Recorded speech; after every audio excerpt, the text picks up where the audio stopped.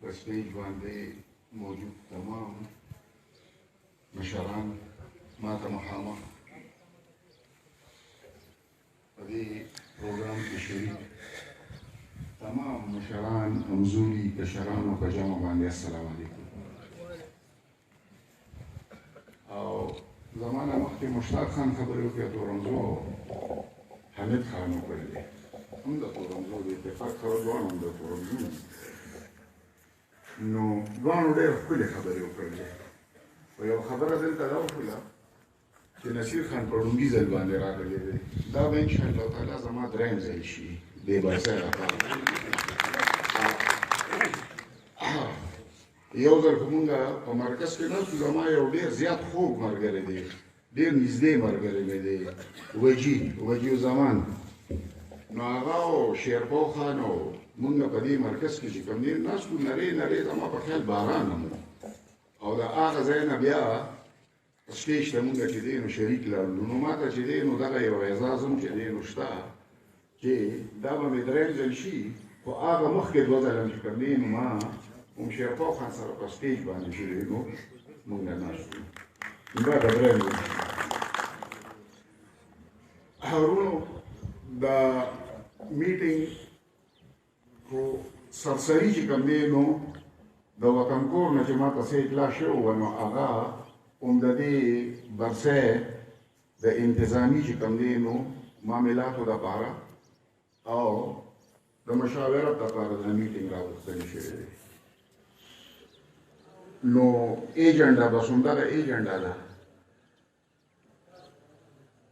دا به د شهید غالباً 1940 چې کوم دی نو برسي شي 1974 نه چې تاسو چې کوم دی نو غالي دې کې ما ته مخامخ چې کوم دغه ناست دي وروڼه، نو زما په خیال چې په دې کې به 90% نه زیات چې کوم دی یا به هغې وخت کې پیدا نو یا به ډېر چې کوم دی نو یم. زه په خپله 14 کاله وم. نو دا برسي چې هر کال چې کوم دی نو دا مناویږي، نو د دې شاته چې دی نو څه ناڅه مقصد وي. 1400 کاله مخکې رسول الله صلی الله علیه وسلم چې کوم دی نو د حج فریضه په لومړي ځل باندې ادا کړله او الله تعالی چې کوم دی نو د هر یو مسلمان لپاره تر د ورځ د قیامته پورې هغه یو فرض چې کوم دی نو دغه کول. د هغې شاته مقصد رسول الله صلی الله علیه وسلم ولې کوله؟ د ابراهیم علیه السلام حج څه دی؟ حج ابراهیم علیه السلام باندې چې څه تیر شوي وو هغه تاریخ چې کوم دی نو رسول الله صلی الله علیه وسلم په خپله به ذات خود چې ګڼې دوره وکړو. نو د هغې نه پس ته چې تر د نن وخته پورې 2021 پورې د دنیا په هر ګوټ کې چې مسلمان دی نو هغه ته هغه پیغام هغه میسج چې دی نو هغه لګیا دی میلاوي. نو که زه ووایم دا برسي چې کوم دی نو دا بې مقصده نه ده، دا کو میموریټ کول دي یو تاریخ باندې چې کوم دی نو نظر او خاص کرکې هغه خلک ایجوکیټ کول دي چې هغه هغې وخت کې چې کوم دی نو یا بیخي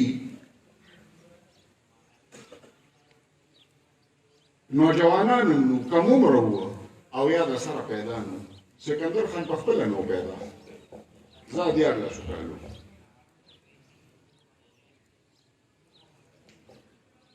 نو لبو لباب د مشتاق خان او د حمید خان د خبرو نه پس داسې صفات چې کوم دی نو دي چې زه یې ووایم. خو لبو لباب د خبرې دا دی چې هغې وخت کې دا چارسده چې ده نو دا بلکل سره نیزه وه، دلته بل څه نه او په دې 400 کې داسې حالات وو چې خلکو به وي چې داسې به اخر څوک وي چې هغه به چې کوم دی نو دې ځای کې د یو بل پارټۍ یا د یو بلې ډلې چې دی نو بنیاد کېږي چا دا جرأت نشو کولی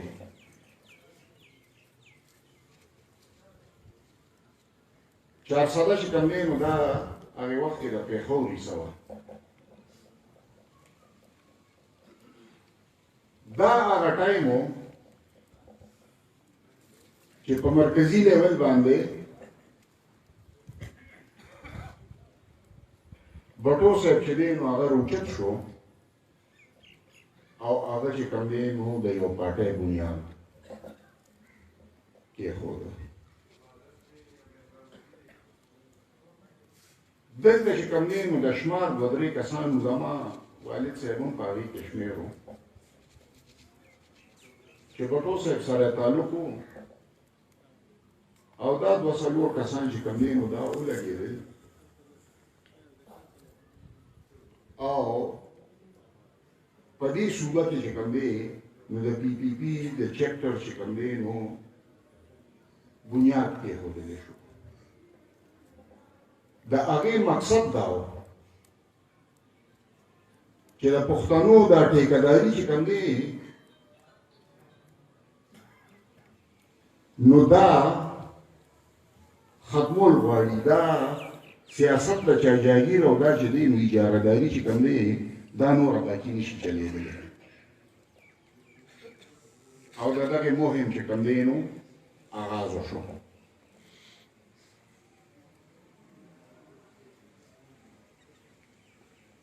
دغه شی چې کوم دی نو د ډېرو قوتونو د مزاج او د دغه چې کوم دی نو اګینسټ و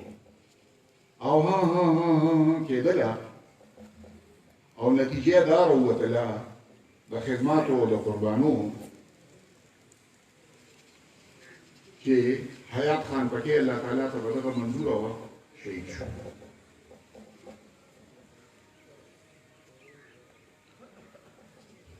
زما مخکې ورځو کې چې کوم دی نو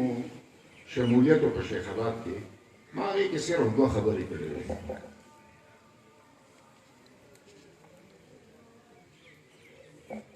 دوه خبرو کې یو خبره دا وه چې دلته کومه مجموعه ناسته ځان په دې باندې پوه کړې